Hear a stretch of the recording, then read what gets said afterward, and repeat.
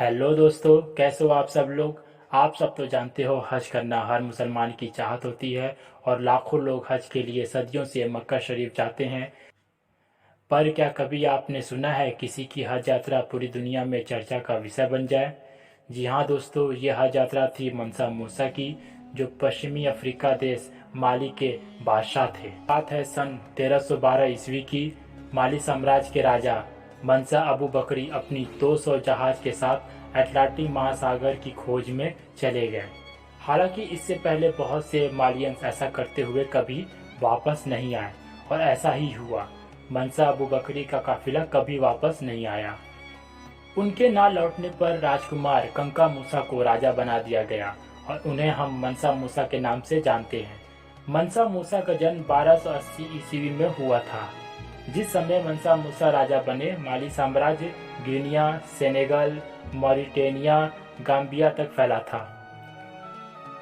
माली राज्य उस समय दुनिया का सबसे बड़ा सोने का उत्पादक था और उस समय पूरी दुनिया में सोने की मांग बहुत तेजी से बढ़ रही थी। कुछ इतिहासकार कहते हैं कि आज के ज़माने के हिसाब से उनके पास लगभग 400 बिलियन डॉलर था, और इस समय के सबसे अमीर आदमी जेफ बेजोस, जो अमेजन कंपनी के संस्थापक है, उनके पास लगभग 193 बिलियन डॉलर है। यानी कि मनसा मूसा के पास लगभग इनसे दोगुना पैसा था। मनसा मूसा बहुत धार्मिक थे।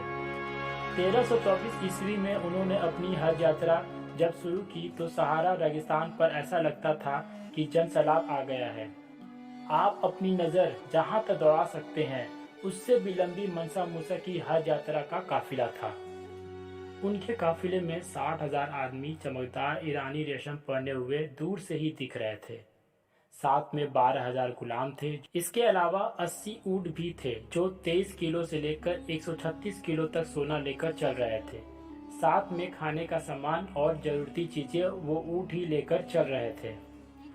यह लगभग 8,000 किलोमीटर का लंबा सफर था, जो बंजर रेगिस्तान पर तय करना था। यह लगभग 1 साल का लंबा सफर था। मनसा मूसा ने अपने सफर में हर एक गरीब को सोने के सिक्के बांटे। उन्होंने अपने सफर पर हर जुमे एक मस्जिद बनवाई। महीनों सफर के बाद उनका काफिला ममलूक सल्तनत मिस्र में पहुंचा, जहां के राजा थे अल नासिर मोहम्मद। उनका इतना बड़ा काफिला देखकर लोग दंग रह गए और उनके दरियादिली का चर्चा पूरे मिस्र में फैल गया।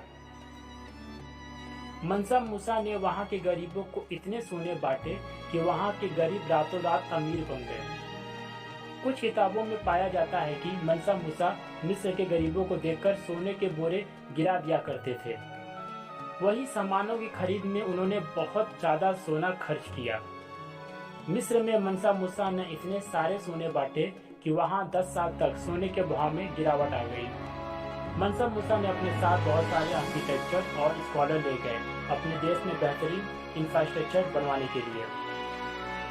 उन्होंने अपने राज्य में बड़े बड़े मस्जिदें, मदरसे बनवाए। नमक के अलावा किताबें बहुत भारी मात्रा में इंपोर्ट होने लगी। संकोल मदरसा में पढ़ने के लिए बाहर से लोग आने लगे। संकोल मदरसा के पास अलेक्जेंड्रिया लाइब्रेरी के बाद अफ्रीका का सबसे बड़ा किताबों का कलेक्शन था। तो दोस्तों, आपको हमारा वीडियो कैसा लगा? अगर अच्छा लगा तो वीडियो को लाइक और शेयर जरूर कर दीजिएगा, और अगर आप चैनल पर नए आए हैं तो चैनल को सब्सक्राइब कर दीजिएगा और बेल आइकन भी दबा दीजिएगा, ताकि हमारा वीडियो का नोटिफिकेशन आपको मिलता रहे। मिलते हैं अगले वीडियो में। गुड बाय दोस्तों।